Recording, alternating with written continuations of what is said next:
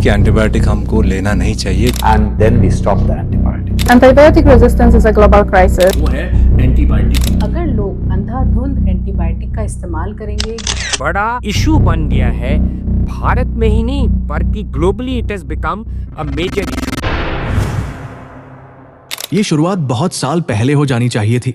अब जाकर मोदी जी ने इस दिशा में कदम उठाया है, लेकिन सच ये है कि तब तक डैमेज हो चुका है। मेडिकल इंडस्ट्री आज दबाव में है और इसका सबसे गहरा असर फ्यूचर जनरेशन पर पड़ने वाला है। इंडिया में एंटीबायोटिक्स का इस्तेमाल पिछले कुछ सालों में डेंजरस लेवल तक बढ़ चुका है।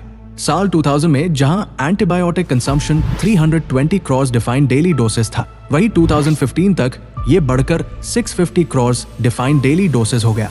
यानी सिर्फ 15 सालों में कंजम्पशन ऑलमोस्ट डबल हो गया। रिसर्च बताती है कि भारत में करीब 85% लोगों के शरीर में मल्टी ड्रग रेजिस्टेंट ऑर्गेनिजम्स मौजूद है। ये ऐसे बैक्टीरिया है जिन पर एक नहीं, दो नहीं, बल्कि कई एंटीबायोटिक्स का भी कोई असर नहीं होता। इन्हें कहा जाता है सुपर बैक्टीरिया।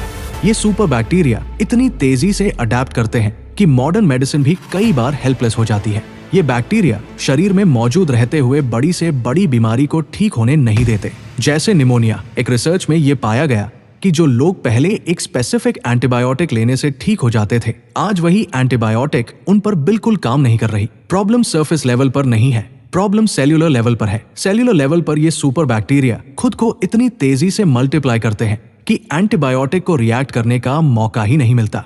हार्वर्ड यूनिवर्सिटी ने एक बहुत बड़ा एक्सपेरिमेंट कंडक्ट किया था, जहां पे उन्होंने एक बड़े से प्लेट पर एंटीबायोटिक्स के थिन लाइन डाली थी और बैक्टीरियाज को अलाउ कर दिया था to enter from the left and the right to the centre of the plate, जहां पे उन्होंने देखा कि कैसे बैक्टीरियाज अपने आप को जीवित रख रहे हैं इन स्पाइट ऑफ एंटीबायोटिक्स। सवाल ये है कि ये चेंजेस आए क्यों? इसका सबसे बड़ा कारण है इंडिया में एंटीबायोटिक्स की इजी अवेलेबिलिटी। यहाँ एंटीबायोटिक्स बिना प्रिस्क्रिप्शन के मिल जाती है। मेडिकल स्टोर पर जाकर लोग खुद डिसाइड करते हैं कि कौन सी एंटीबायोटिक लेनी है, फिर खुद डिसाइड करते हैं कि कब कोर्स पूरा करना है या बीच में ही बंद कर देना है। सेल्फ मेडिकेशन, इनकम्प्लीट डोसेज और ओवरयूज, ये सब एक ही माइंडसेट से आते हैं, क्विक रिलीफ माइंडसेट। लोग इमीडिएट आराम चाहते हैं, लॉन्ग टर्म डैमेज की परवाह नहीं करते। रिसर्च ये भी बताती है कि एंटीबायोटिक्स सिर्फ बैड बैक्टीरिया को नहीं मारती, बल्कि स्टमक के गुड बैक्टीरिया को भी डिस्ट्रॉय कर देती है। स्टमक ऐसा ऑर्गन है जिसका इम्बैलेंस पूरे शरीर पर असर डालता है। अगर स्टमक अनहेल्दी हो गया तो वो कई दूसरे हेल्थ इश्यूज को जन्म देता है। Slow metabolism, weak immunity, chronic illness. मतलब ज्यादा एंटीबायोटिक्स इनटेक मतलब बॉडी अंदर से कमजोर। लेकिन इसी स्टोरी का एक और एंगल भी है। जितनी ज्यादा एंटीबायोटिक्स बिकेंगी उतना ज्यादा प्रॉफिट मैन्युफैक्चरर्स को होगा। और रिसर्च बताती है कि फार्मास्यूटिकल कंपनीज आज न्यू एंटीबायोटिक्स रिसर्च में इन्वेस्ट नहीं कर रही। 1940 से लेकर 1980s के बीच ज्यादातर एंटीबायोटिक्स डिस्कवर की गई थी, लेकिन उसके बाद से अब तक सिर्फ करीब 90 क्लिनिकल डेवलपमेंट्स ही हो पाए हैं।